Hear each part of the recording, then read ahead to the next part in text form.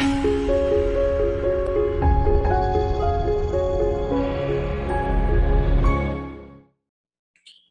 right, well, we'll get started here. So welcome to this webinar on rebuilding the brain. Uh, we talk about a couple of different things with this. What I'll tell you is that a lot of the things that we'll discuss will be related to concussion today, but honestly, when it comes down to it, there's a whole handful of different issues that a person might be able to address with some of the things that we are talking about today. So things like concussion, there can be other issues that are related to neurobehavioral disorders like, Tourette's, ADHD, things along those lines that can actually be helpful. So we'll kind of go ahead and go from here. So to start off, I'll introduce myself a little bit and give you some information about me. My name is Dr. Bryan Royer. I'm a board certified functional neurologist. And basically what that means is that, just like in medicine, there's different specialties and stuff like that. There are specialties within the world of chiropractic. There are some chiropractors who have orthopedic certain like specialties. There are some that do some in sports, internal medicine, other kinds of stuff like that. It's rare. It's not something that's very, very common. Most chiropractors don't have what's called a diplomate, which is what I have when it comes to neurology. It's kind of like don't want to brag about it too much, but it is something that's like not easy to get. You have a lot of training that you need to do for it. And then on top of that, you also need to take some testing that is pretty hard and has a high fail rate. But that is one of the things that I got certified in, was just chiropractic neurology or functional neurology, depending on how you want to look at it. I have over 900 hours in diagnosis, probably getting close to 1,000 hours of diagnosis and treatment of neurological disorders, and a lot of specific training in concussion, vestibular rehab, and specifically mild traumatic brain injuries. On top of that, I also have a certification as a chiropractic sports physician. So some of the stuff that I do when it comes to that goes hand in hand because of obviously the issues that happens with concussion in sport. I have a handful of other certifications. I have a whole lot of stuff, so I do like to learn. It is kind of, I don't want to say it's a curse, but it is one of those kind of things that I like to do. I also like to talk, as you will find out during the presentation. So I do like to share information, and I do like to make sure that people know kind of what's going on. So, but anyway, we'll kind of go on from here. So the way that, we'll just talk about a handful of different things. I'll give you some facts and figures about injuries, specifically about mild traumatic brain injuries and stuff like that. But like I said, a lot of the issues that we'll talk about today is concussion, and it's about rebuilding the brain after someone has had it. So, some of the things that we'll talk about today is how big of a problem is concussion, how concussions actually occur, and then how long it takes to concussions to heal typically. What are the symptoms and signs of a concussion? What are the treatments of concussion? And then how does this term called plasticity help to treat concussion? So there's a whole handful of different things that's there. So the first thing is that when it comes down to it, there is about 1.7 million reported MTBIs annually. And what MTBI stands for, the M is mild, and then it's traumatic brain injury, right? Again, obviously you can have severe brain injury and you can end up having like a lot of really, really bad stuff. But mild traumatic brain injury, it's basically a term that we use to say that it's not like a skull fracture or something that is going to be involved with like a brain bleed or, some of the really, really severe stuff. The mild traumatic brain injury stuff is typically things that you don't see. You can't do a test and find it typically. So people have these, and again, that is a whole lot of people per year. And the idea of what that is that with 1.7 million people per year, if you took like 1.7 million beds and kind of laid them head to foot, you could reach from Atlanta all the way over to Las Vegas. So that's a lot of people. And obviously, it depends on what's going on. some more recent estimates actually will say that it's something along the lines of 3.8 million MTBIs that are reported each year. And again, that would be a big deal. That would be from Miami all the way up to like Anchorage, Alaska. So that's going to be a little bit of a bigger line there, right? So we talk about the number of people who get rest-resistant post-concussion symptoms. That's around 380,000 people. So again, concussion symptoms that don't go away, that they have them all the time, that they're constantly there. And that's about the size of the city of Miami itself. Okay. So beyond that, you talk about the people who are disabled from a traumatic brain injury. So the number of people in the US that are disabled from a traumatic brain injury is equivalent to the entire state of Tennessee, right? The population of Tennessee with 6.2 million people. So that is a whole lot of people that end up having issues. So when it comes down to it, again, there's a lot of issues when it comes to recovery from traumatic brain injury. But again, it is estimated that up to 90% of all mild traumatic brain injuries are self-limiting, which is true because they, people get them, they recover, everything gets better. But many of the long-term results of MTBI are going to be years, and they're going to be there for a long time, but they're going to exist for years after the trauma. They might not necessarily be like, people might not necessarily say that the brain injury is going to be what the cause of one of these extra symptoms are. So if a person doesn't recover all the way, they develop symptoms, they might say that it's a result of some other issue, right? Traumatic brain injury that is in early in preschool years that could affect the development of the brain. You can cause problems. Again, there can be issues like later on with like issues with substance abuse, mood disorders, conduct disorders. Again, that can be end up being problems during adolescence and young adulthood. And in all people, you can also have an issue with mild traumatic brain injury can accelerate the aging effects on cognition years after the actual injury occurs. So I need to fix the spelling of aging there, but that's okay.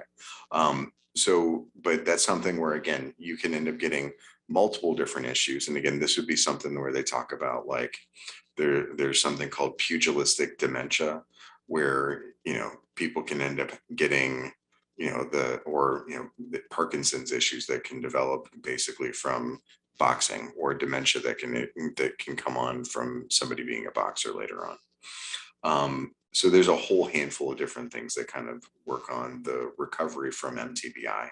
So the idea is that you want to actually like work on things. You want to try to get better as much as you can, but just because somebody doesn't necessarily have like all the symptoms going on and it might not be like as bad anymore, doesn't necessarily mean that they're fully recovered, right? So when it comes to again, brain degeneration, there's a whole handful of things that we'll just kind of cover real quick. There's like a history of stuff that happens in the past with things with concussion and Hollywood and stuff. People are talking about stuff more, they're taking it more seriously in sports like football and stuff like that. But there's a whole different handful of things that kind of goes along with things being recognized at different times. So in 1928, doctor basically coined the term punch drunk, which basically, again, getting punched enough times that you're altering like how you walk, how you move, different stuff like that. In 1934, another doctor coined the term of traumatic encephalopathy, which is like the cumulative effects of trauma, specifically in professional fighters.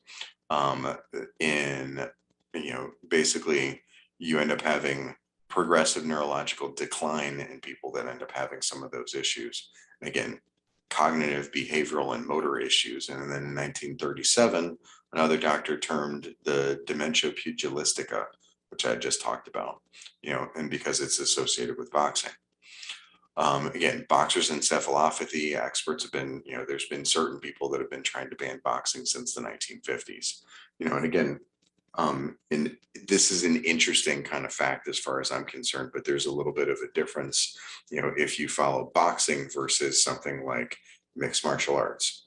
In boxing, people will take multiple different punches to the face and the head, and it doesn't necessarily like, take them down. So the repetitive hits over and over and over again is a lot more than the hits that somebody would typically take in MMA.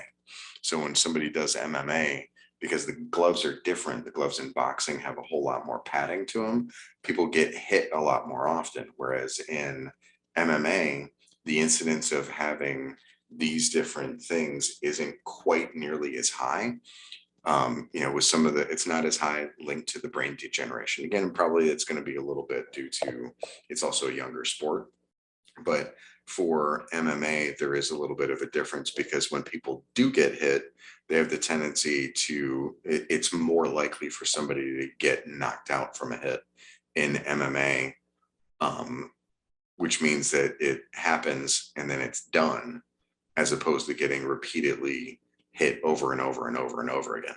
The other thing about MMA is that people can also end a fight by doing a submission, which can decrease the amount of issues that are there.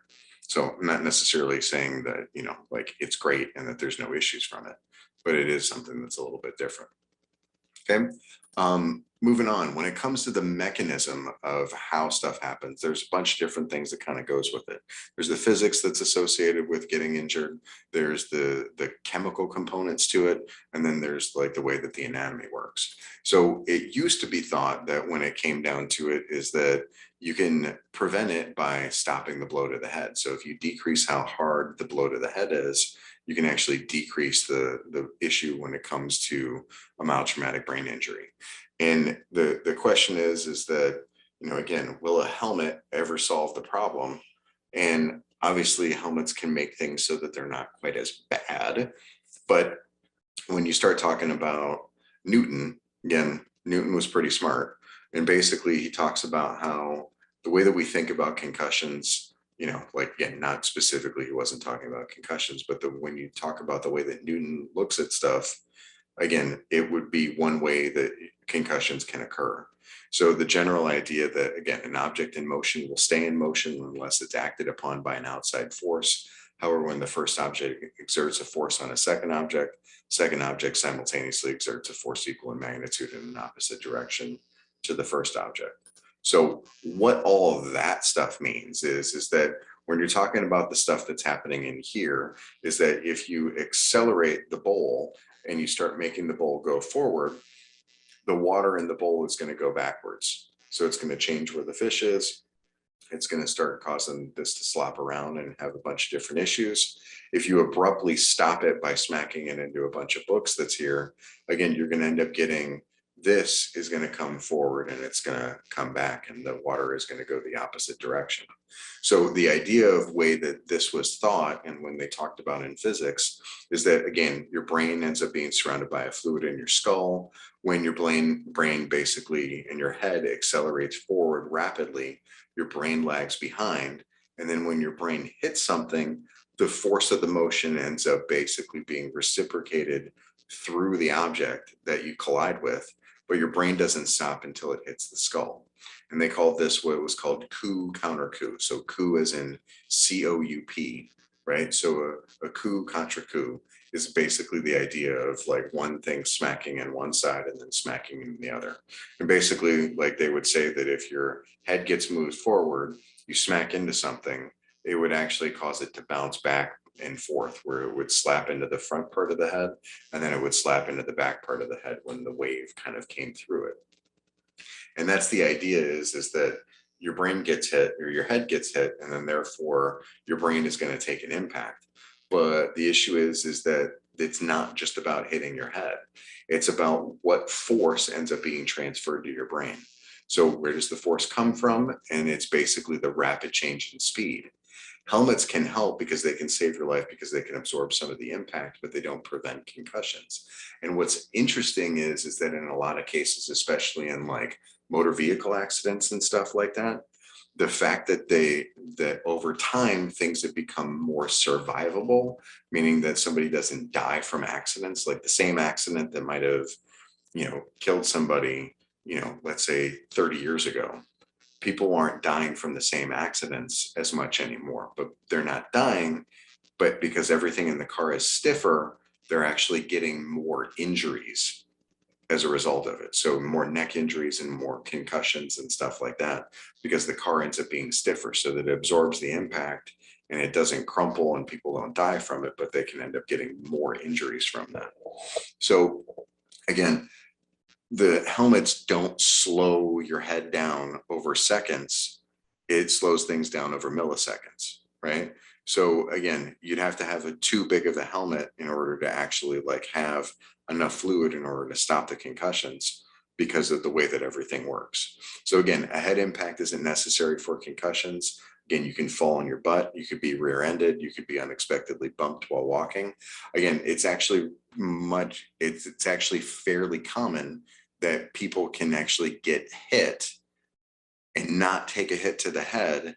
They can take a hit to the body and actually get a concussion.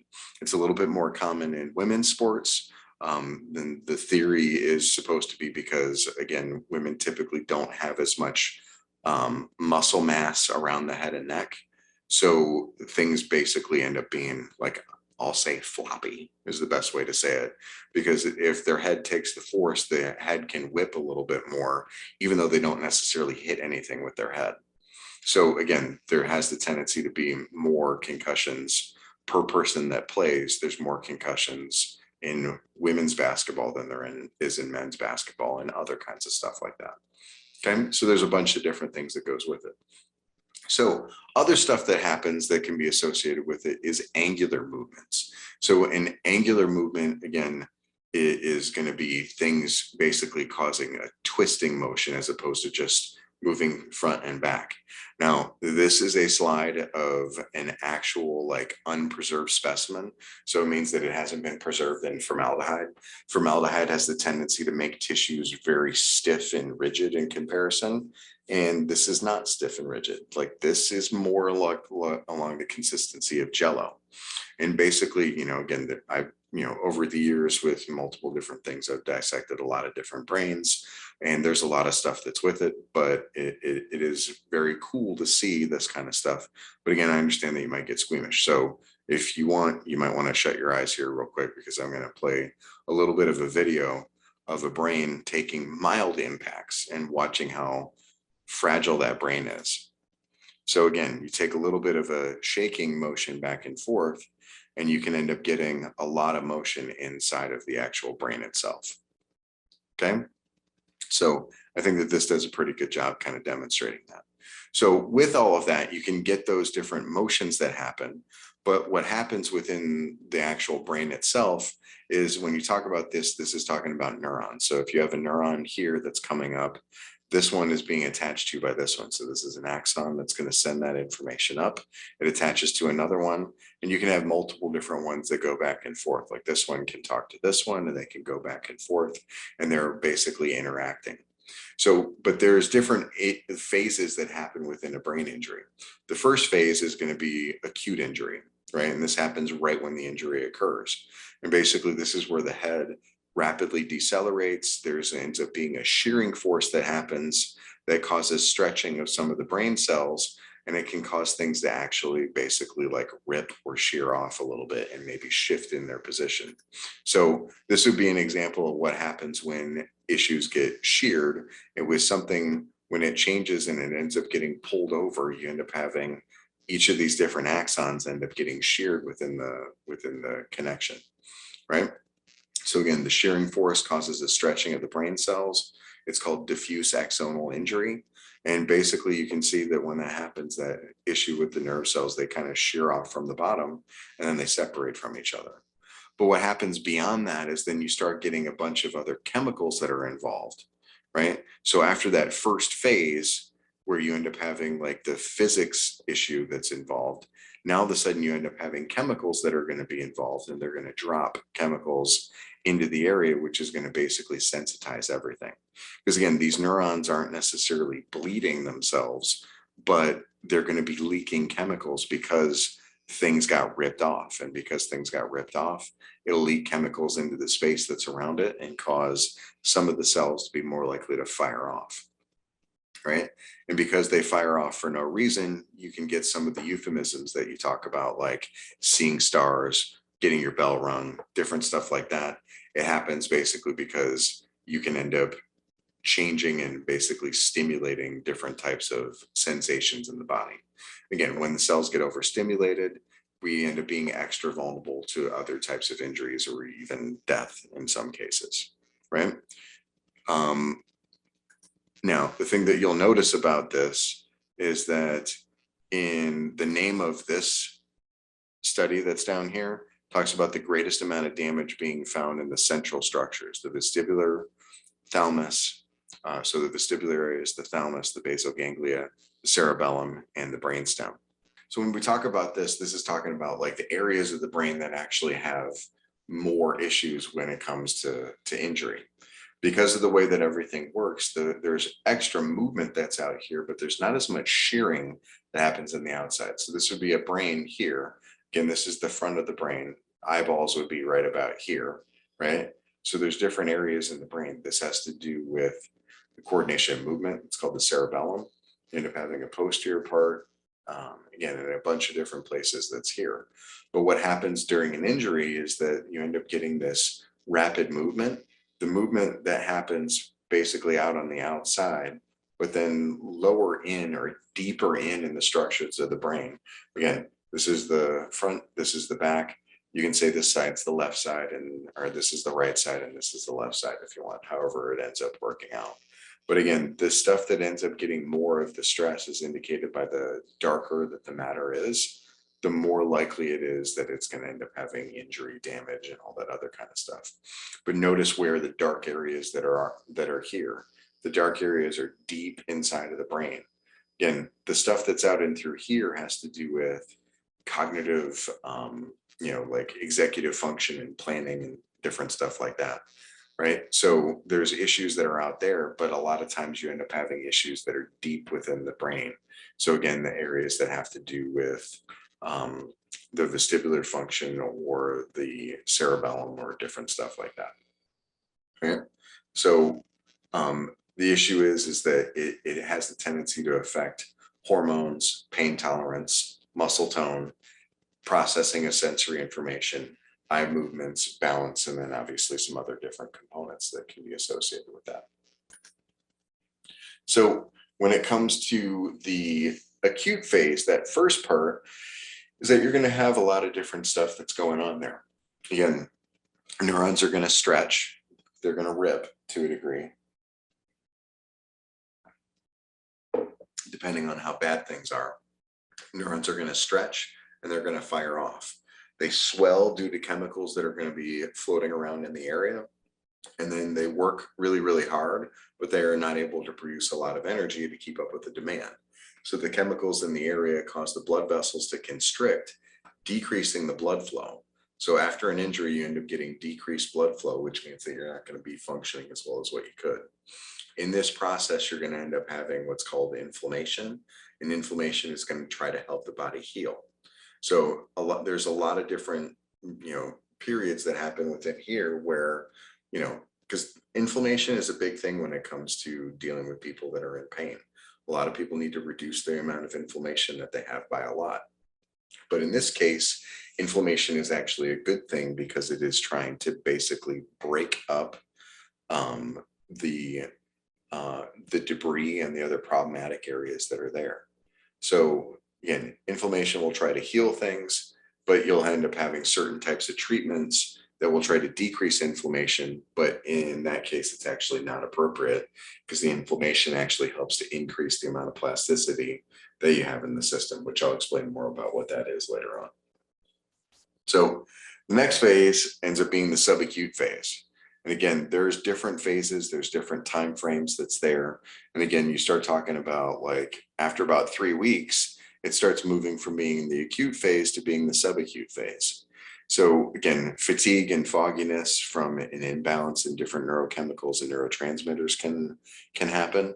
Because this happens and because some stuff ends up getting shut down, certain parts of the network might become dormant. It might lead to a development of different compensations, and then you can end up having a decrease in symptoms.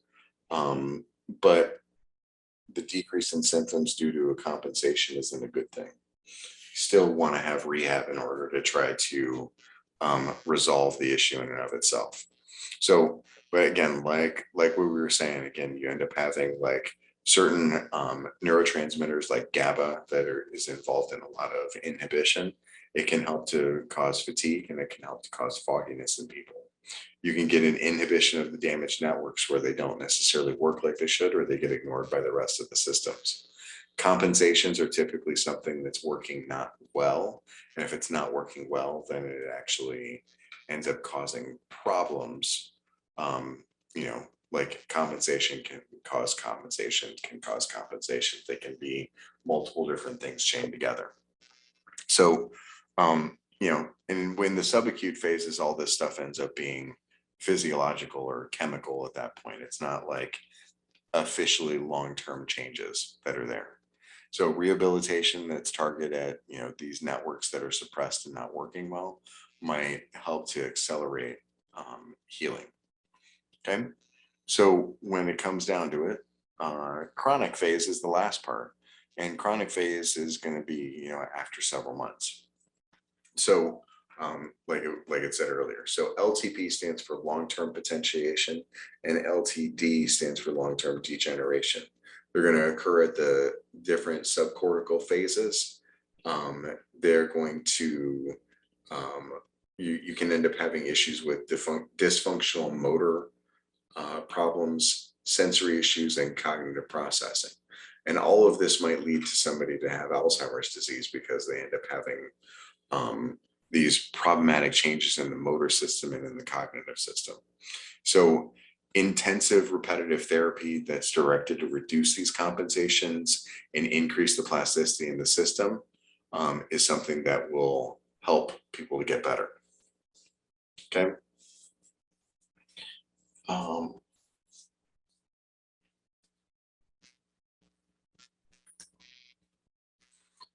So there's a bunch of different symptoms that are there. And again, there's some frequency things that are listed along with some of these. Again, this is from a specific population of about 319 patients. And again, there's a bunch of different things that people can have that are associated with concussion. So if you look at it, fatigue ends up being a huge issue, as I take a big yawn there. So fatigue is a huge issue. Headaches are issues. There's issues with trouble concentrating. People will get anxiety. There ends up being issues with memory loss, which is the part that's a little bit hard to read on the screen there.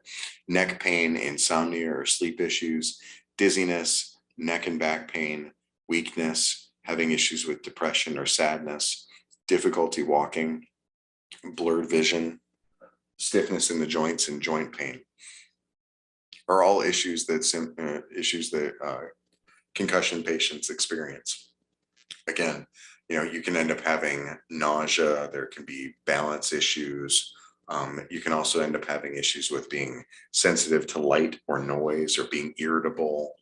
So there's a whole bunch of different stuff that's there where people will feel slow or foggy. So a bunch of different issues that can be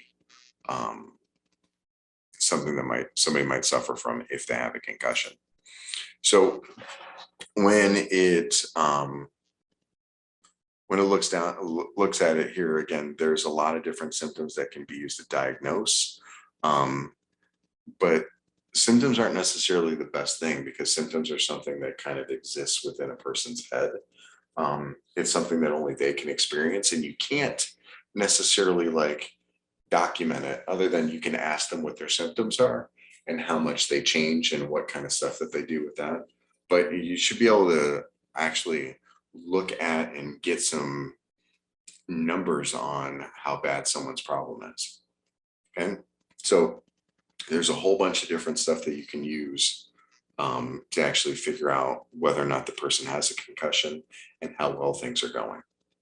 Okay, so when it comes to the effects of concussion, again, from a standpoint of what you can actually measure, these are some things that can actually happen within concussion. People's balance has the tendency to be bad. They have poor coordination. Their autonomics are not good, which would be blood pressure, pulse rate, how fast that they're actually breathing, how their pupil actually like dilates, and how it responds to light, their mood, um, tests in vision, because again, you can have problems where two eyes don't necessarily work together like they're supposed to. The vestibular function is another one, reaction time. So when you end up, seeing how long it takes somebody to actually react to what's going on, the speed at which somebody processes things, reading, and in general, like the spatial orientation. Those are all things that can be done. They can all things that can be measured, but people have the tendency to only really assess the symptoms that somebody has and not all the rest of the things. So when it comes to some of the key points, and this is just some stuff to kind of like take away, is that head impacts aren't necessarily needed in order to actually get a concussion. Most people have had a concussion at some point in their lives. Concussion is more than just the symptoms. It's also like the other aspects that you can measure that a person can't like necessarily fake. Because somebody could say that they're in a whole lot of pain, but that doesn't necessarily mean that they will be, right? There's untreated concussions that can end up causing neurological challenges later in life. So the issues when it comes to somebody who has neurodegeneration that can become Alzheimer's, or somebody that can be worse when it comes to ADHD or something along those lines. So active therapy is going to be something that is directed at areas that are suppressed and not working the way that they should. And in general, treatment should have a functional limit, right?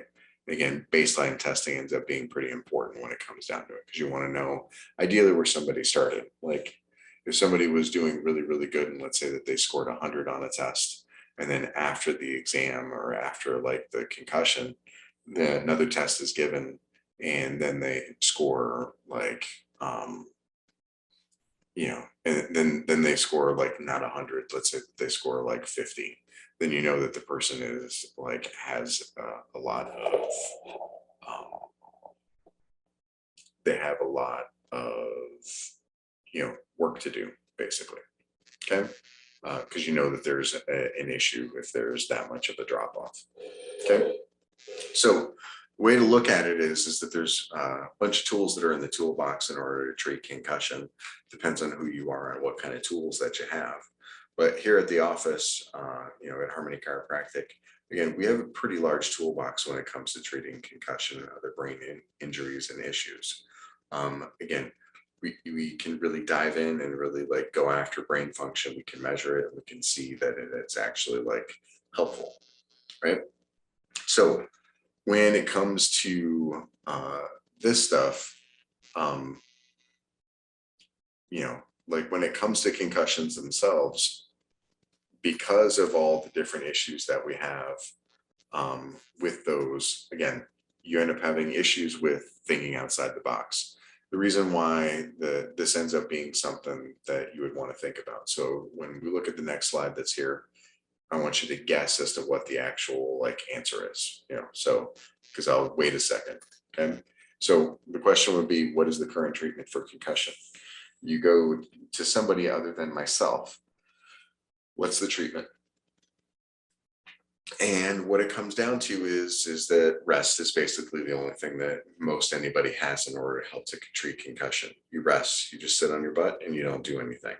And that's the treatment. And the reason why that ends up being the treatment is because there's other conditions that can end up being like concussion. Again, Parkinson's, autism, ADHD, migraines, all that other kind of stuff have the tendency to basically treat the person, but they don't change the positions or change the condition in order to actually make the person healthier or make them make it easier for them to live their life, right? Everybody's a little bit different when it comes down to it. There's not one medication, or there's not really any medications that can be used in order to fix a concussion. Everybody's a little bit different with the way that they'll actually respond. So, there's not one medication to fix somebody. There is most of the time when it comes to treatments of symptoms, basically what it comes down to is that they're treating, when it comes to a concussion, they're treating the symptoms when it comes to medication. So if a person has neck pain, they'll give them, maybe muscle relaxers or something for the neck, but it's not something that's going to be fixed in the concussion itself. It's going to be things that are associated with it.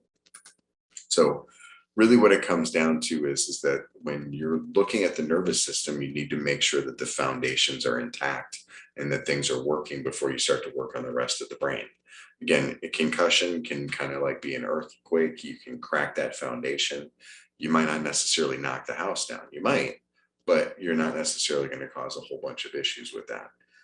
Again, somebody can go years with a cracked foundation before they end up having issues.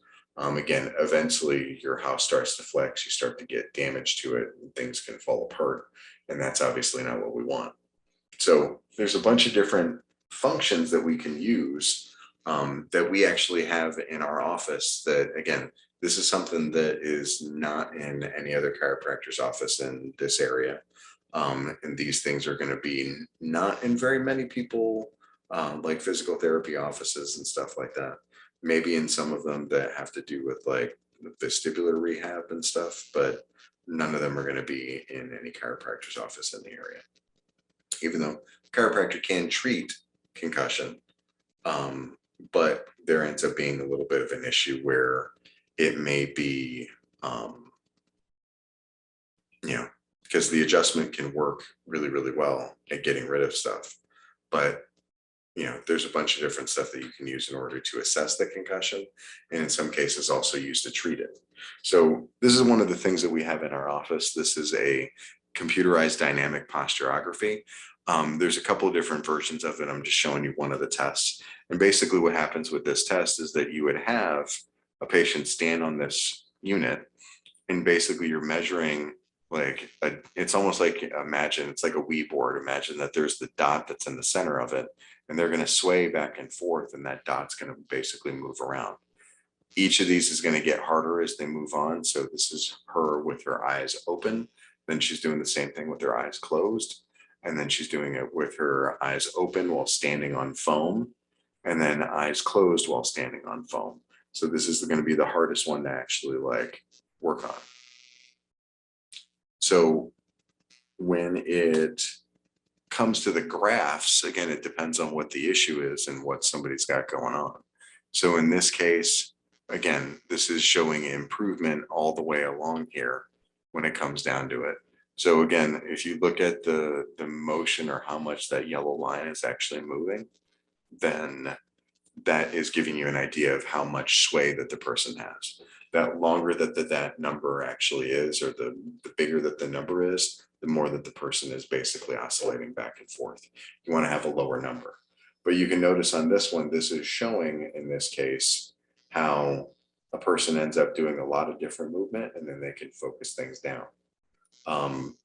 Notice the improvements between these is that if this person ends up having a 22, then they end up going down to an 18. This one person goes from 40 to 22, 44 to 27, right? So if you notice the pattern, things start to get better. But you can actually look at the data on this one that will actually show how much of the percentage of the population that you're better by. So this test is basically looking at, again, it's the same thing from the last one.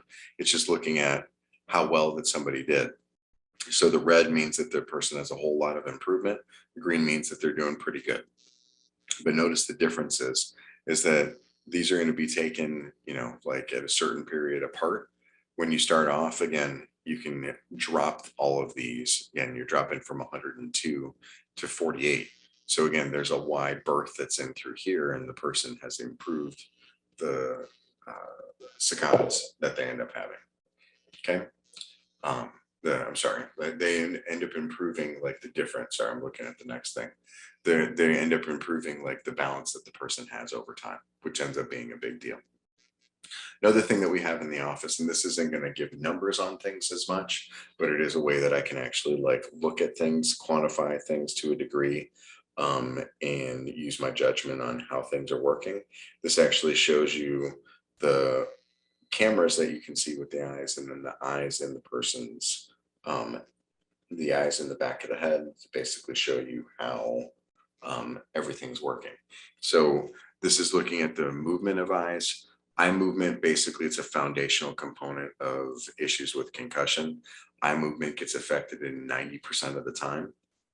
And basically, like I said, it allows me to observe and record eye movements and the reflexes that we have that are associated with that vestibulocular system. Again, you can do a little bit better rehab and different types of drills when it comes to some of the stuff that you're working on. So this is another system that I have that's called Right Eye. Right Eye is the name of the actual unit. They have a couple of different modules when it comes to different types of things that they can look at. But if you'll look, you can see that this is the movement that's happening, and this is the tracking of somebody's eye. So if you're looking at the system in through here and you can see things wrapping around, this is going to be how things are supposed to happen. And then somebody's got extra movement that's going around in through here where it's shorting it in through here, and it might be going out a little bit wider to the side. So there's a few different issues when it comes to that type of eye tracking. This is another example of what's supposed to be a smooth pursuit. And this is a good version of it. But what happens with somebody that ends up having a problem is that they might not both be in the same line. And you can end up getting this jerkiness that happens where it kind of like goes back and forth. It can go up and down, and it can cause other problems that's associated with that. This last one here is just showing somebody doing saccades back and forth, where they're trying to look from the middle of this dot to the middle of this dot. And their eyes should be basically locked on. They should be looking at the same area. And basically what's going to happen is that this is the example of what it's supposed to look like. And this is the example of what it is when things are impaired. Okay. So, but the thing is that this is something that can be done repeatedly. Somebody can do the test, and then we can do some therapy, and then we could do the test afterwards again and see if they improved. Again, there should be gradual improvement over time when it comes to this stuff. So next thing is talking about a slightly different thing. The other thing that's there, and this is something that's kind of a little bit of therapy, but it's also a little bit of an evaluation tool. And this would be something that is a app that you can actually like download on your phone. And basically you have a bunch of different connections that you can get to me with it if you needed to. But the brain performance app from EQ, basically there's a handful of different games that you do. You do the games on a regular basis, and depending on how well that you do, you might break out into different other games.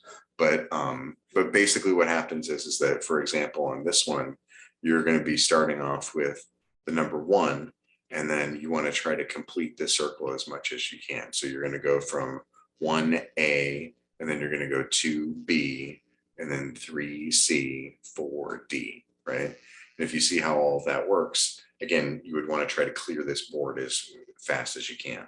So again, it's one of those where it helps to monitor how well the people are doing. Okay. This one is a little bit of a different one. This is, in a way, it's a little bit of like Dance Dance Revolution, where you're going to basically, when you come to this, you can do it anywhere on the screen. But if you see that that is a 1, you can just, I'm sorry, if that's an up arrow, basically you can basically just swipe up on the tablet, and then that is doing the move.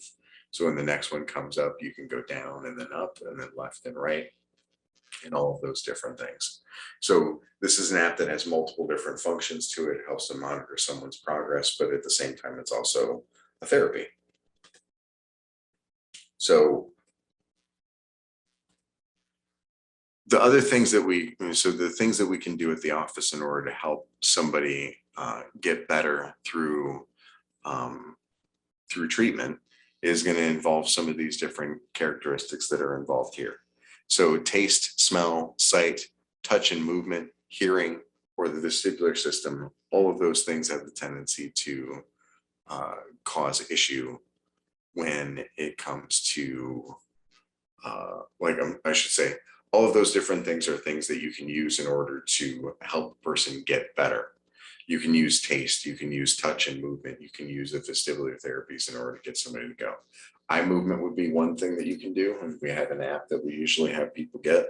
that has a bunch of different things on it, I would end up having to set that up with somebody. Like, again, it's typically on an iPad, but basically there's a bunch of different things that you can do where you can pursue something from one side of the screen to the other side of the screen, right? You can jump basically from this corner to this corner and make sure that everything is going well, right? So there's a whole bunch of different things that are possibilities when it comes to the exercises. So one of them, one of the exercises again would be something that would be easy, like this dot moving across the screen, and you can go up and down or left and right. Another one would be something called like this called hemistem, which basically would be an alternating kind of pattern of lights, which I'm not going to do because I don't want to mess anybody up. But basically would end up going, the white would become blue and then the blue would become white, and they would flash back and forth, which ends up stimulating the entire field of view.